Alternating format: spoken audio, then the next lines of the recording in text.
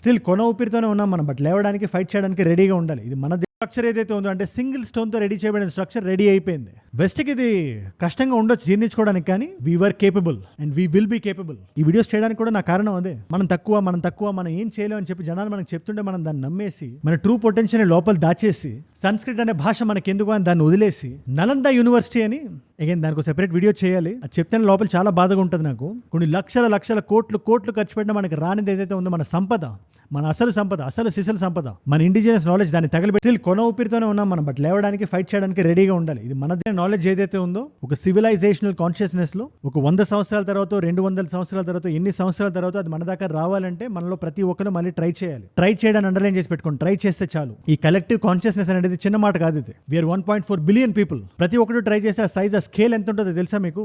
We need our past back in a realistic way. ఇవాల్టి ప్రపంచంతో cope up అవుతూనే పూర్వ వైభవాన్ని కూడా మనం తెచ్చుకోవాలి. ఆ విషయాన్ని నేను చాలా బలంగా నమ్ముతాను.